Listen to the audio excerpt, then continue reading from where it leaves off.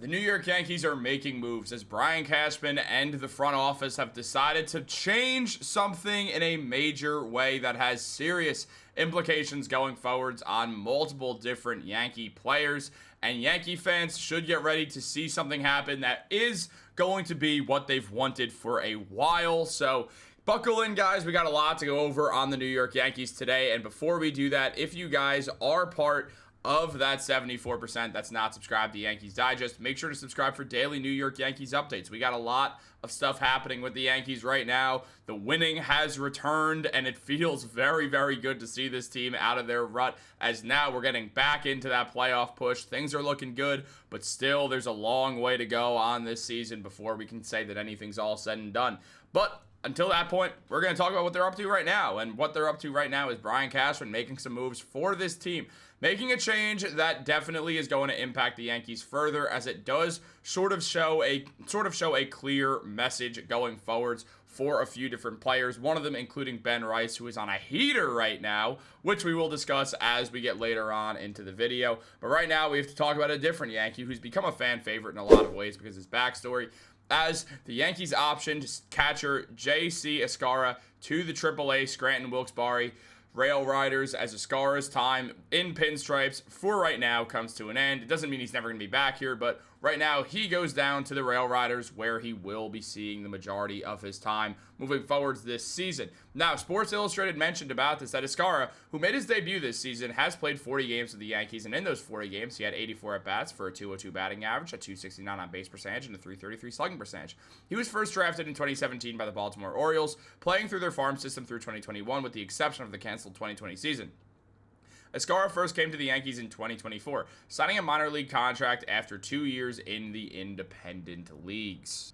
So now Escarra, he goes back down to AAA for the Yankees for a while. He did make the roster in preseason. And I mean, look, for a catcher, these numbers are not awful. Yeah, you don't want to see a 202 batting average anywhere. But again, for your backup catcher, it's really not the worst thing in the world to see. I mean, he showed a bit of the legs with a stolen base. His OPS at a 629 is around what you want to see from a good defensive catcher. The OPS plus at 76 is not great. And again, look, overall the offensive numbers aren't good. He has a WAR of 0.0, and he only had 84 at-bats, so he wasn't really getting the most time in the world. But Escarra, the Yankees did like him. However, with the way that they've decided to move forwards, in part to a few different players, including Austin Wells, Ben Rice, Giancarlo Stanton, Aaron Judge. All these guys are implicated in this move in different ways.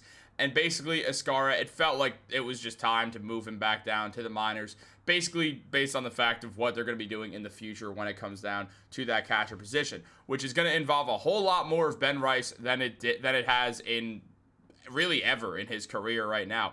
Rice, who's had 343 at-bats this season, has 82 hits. It's a 239 batting average. He's got an 804 OPS, an OPS plus of 121, a slugging percentage of 469, and after having an incredibly hot start to the season, he did slow down considerably, but now has really gotten things back once again ever since after the All-Star break. Ben Rice started performing really, really well, and since then has bounced around, playing a bit of first base, some DH, and some catcher. He's done it all with the Yankees recently, and now he will be playing more catcher. I mean, since August 1st, he's got an OPS of 892. He's got a slugging percentage of 511, an on-base percentage of 382, and an average of 298. He's been phenomenal recently, and since he's on this heater this month, it does make sense. If Rice is catching, if Wells is catching, you really don't need J.C. Escarra there because you have a couple guys who can play first base right now, whether it's Goldie, who is back, whether you eventually do want to stick Aaron Judge there depending on that elbow, whether you want to put Ben Rice there and have Austin Wells catch. There's a lot of different moves the Yankees could make in this situation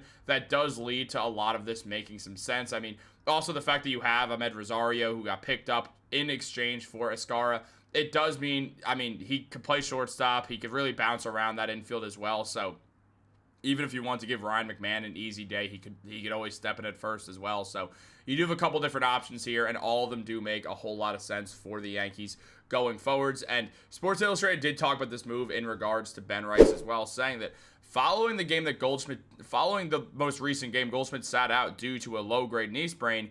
With the veteran unavailable, the Yankees had Rice fill in at first base, with Austin Wells serving as the starting catcher and Escarra ready to fill in. Now that Goldschmidt is back and healthy, the Yankees will likely put Rice back at catcher and do not need Escarra as a backup for Wells. Catcher has been a difficult position for the Yankees lately. Earlier this season, Wells was the Pinstripes' go-to starter, with Rice often serving as the designated hitter. Rice would eventually take turns with slugger Giancarlo Stanton at the position when he returned from the injury. Lately, though, Rice has been taking over for Wells as the Yankees' go-to catcher, just considering the way that each of them are performing. And Wells has not been playing his best baseball since missing a couple games due to a finger injury that was thought to be indicative of blood clots. Though he got an all clear from doctors to resume playing, he hasn't been performing well. Wells is slashing a 140, 208, 233 in his last 15 games. That's a 140 batting average, a 208 on base percentage. Just things are not good right now, and you don't want to see. You really just don't. He's just struggling mightily right now is the only way to really put things for Austin Wells. Now, right now with Ben Rice at catcher, his numbers have not been great. He's only batting a 170 while catching right now, but that is something that will go up with time. He is obviously playing a completely different position, and it also could just be that he's just kind of getting back to working the field. He has batted his best at DH, and that's what he's done mostly this season. So it's also just been like Rice has catched fairly sparingly. Like, yeah, recently it's gone up, but honestly, I'm not too concerned about it, but it is just something I did want to bring up, that Rice at catcher has not been lights out at all right now, but I do imagine it'll get there, and if it doesn't, you just stick Wells there and you have Rice play first base a bit as well, or DH. You can figure it out, but I do think Rice will get it going at that catching position. Meanwhile, Austin Wells just has to get it going. He had an awesome start to the season, but then after that blood clot injury, things went bad, and I mean, he's got a 206 batting average on the season, 15 home runs, which is solid, don't get me wrong, but his WAR is in the minus. It's negative .3. I mean, he's got a 669 OPS, an OPS plus of 83, a slugging percentage of 405, an on-base percentage of 263.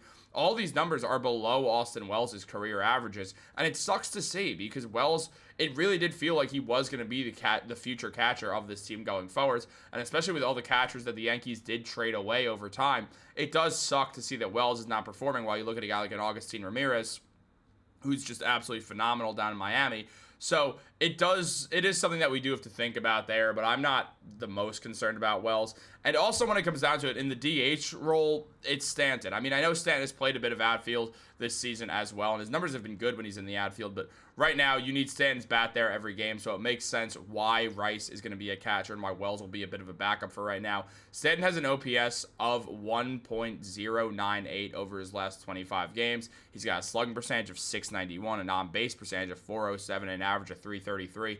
The man is playing like a literal MVP right now, and you need him to be on. You need him to get to the plate any way possible, whether it's in right field, whether it's as the DH. It doesn't matter right now. You need Stanton as an everyday player, and moving Escarra down and adding on Ahmed Rosario is not going to hurt that at all for Stanton. So that's also something that we do have to be aware of in this move. And also when it comes down to Aaron Judge, he's got a DH right now, so it makes things a bit different. And eventually he will get back to the field, even if it is at first base for a bit, which I think the Yankees should be ready to explore. But we'll see how all that obviously goes down. We've seen Rosario also play out in the outfield as well, so we'll see what happens there, even though he's a shortstop, but he can play anywhere. Guys, what do you think? Let me know what you think in the comments down below. Like this video, subscribe, turn on post notifications. Have a great day, and go Yankees.